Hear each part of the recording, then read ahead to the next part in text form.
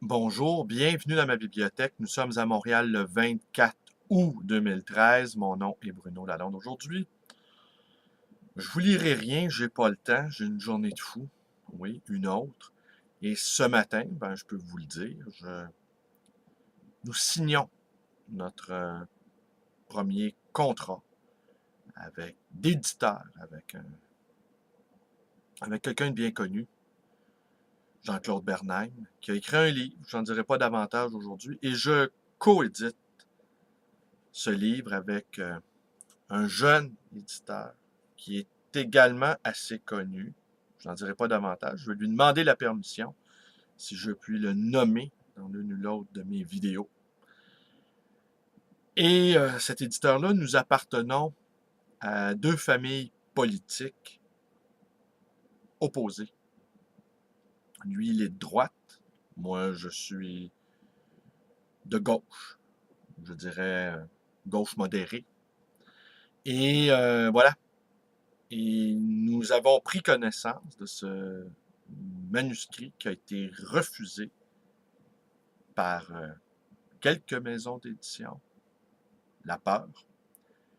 Et la première qui l'avait commandé, une maison d'édition bien connue et très établie pour ce qui est des textes de gauche, eh bien, a pris peur quand elle a pris connaissance du contenu. Alors, ce matin, on s'en va signer des contrats. C'est mon premier geste légal d'éditeur.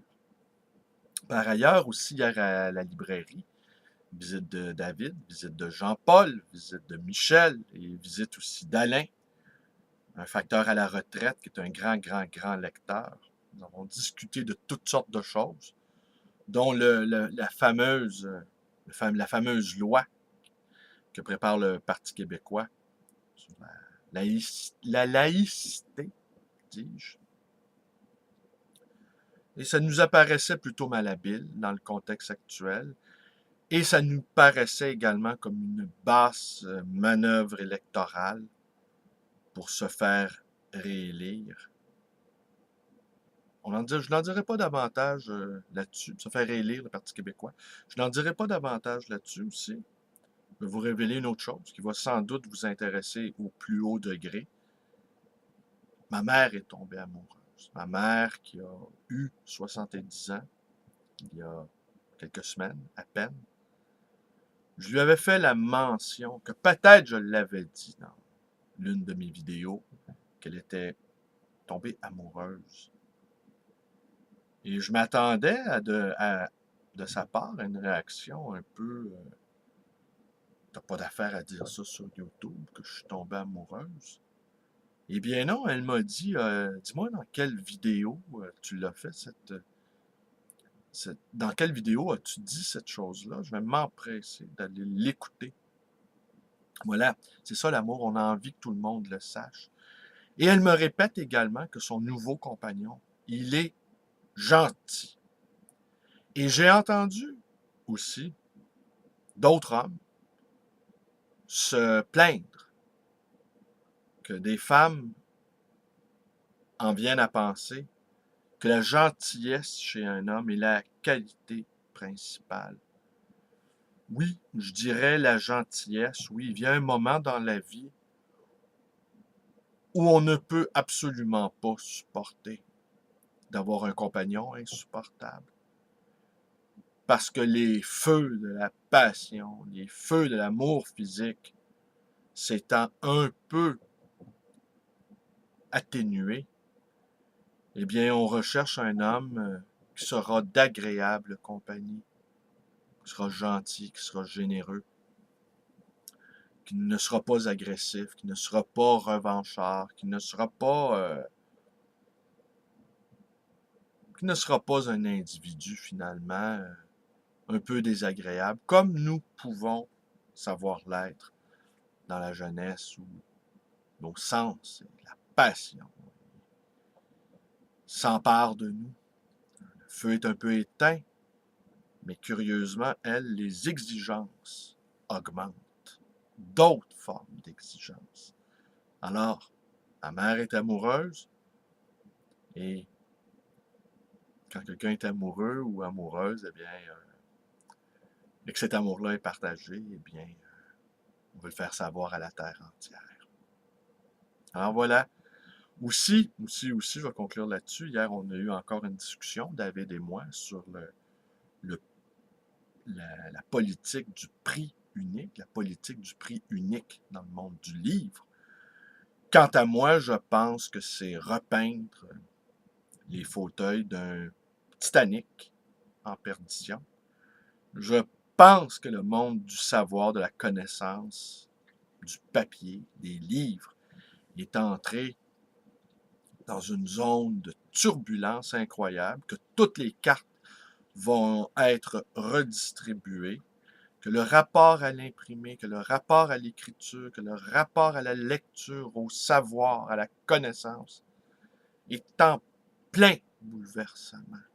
Ne dit-on pas que Gutenberg nous a appris à lire? Eh bien, l'Internet, lui, va nous apprendre à écrire. Les logiciels sont de plus en plus sophistiqués. Si nous voulons vérifier un accord, nous avons quelques clics à faire et nos accords sont corrigés. Si nous voulons également vérifier l'orthographe d'un mot en une nanoseconde, nous pouvons le faire. Et si nous voulons avoir accès aux plus grands cours des plus éminents professeurs d'université américains, eh bien, nous pouvons le faire. Les grandes universités américaines offrent parfaitement, gratuitement en ligne des cours. Alors, nous sommes entrés dans un âge d'or du savoir, quant à moi. Et ces discussions-là sur le prix unique dans le monde du livre, eh bien, sont venues trop tard. Il aurait fallu y réfléchir il y a 10 ans. Et quand on nous répète à l'envi, ces apologues du monde des livres, ces apologues du libraire, eh bien, je pense que nous sommes en train d'écrire une belle fable. Les libraires ne sont pas si intéressés que ça. Et également, ils ne sont pas si intéressants que cela. Et je l'ai dit souvent, quant à moi, c'est le printemps québécois qui a réveillé en moi un vrai sentiment de fierté que je n'avais jamais eu auparavant d'être un libraire, parce que depuis plusieurs siècles, la figure du libraire est aussi celle d'un activiste. Et depuis que nous sommes devenus des marchands inféodés à la technologie, inutile d'avoir tout lu pour diriger ou administrer une librairie. En fait, c'est parfaitement inutile. Eh bien, depuis que nous sommes devenus que des commerçants d'un niveau plutôt ordinaire, eh bien, je n'ai jamais été vraiment très fier d'être un libraire. Mais maintenant que nous sommes entrés en ébullition, que la société est rentrée en ébullition, eh bien, j'ai bien l'intention d'utiliser ce statut un peu improbable de libraire pour ajouter mon grain de sel au débat qui ne manqueront pas d'agiter la société québécoise, entre autres, dans les prochains mois. Je vous remercie d'être avec moi. Mes vidéos vous plaisent, connaissez la suite. Ma page Facebook, allez la visiter ou devenez un ami lisant. Vous pouvez me téléphoner dans le 514-736-0999 à ma librairie et me rendre visite également cette librairie d'occasion et d'ancien, le livre Voyageur dans le quartier Côte-des-Neiges. Ça ne me gêne pas de faire de la publicité car on est tellement secoué en ce moment par l'incroyable métamorphose dans laquelle l'humanité est entrée et étant un tout petit commerçant minuscule, eh bien, ça ne me gêne pas de faire de la promotion pour ma librairie. D'ailleurs, je parle aussi des autres librairies. Ceux qui écoutent mes vidéos l'auront noté parce que je me promène. Je visite également les autres libraires. Et je leur achète des livres aussi. N'est-ce pas? Je pense que certains d'entre eux peuvent en témoigner ici. Je vous remercie d'être avec moi. Bonne journée.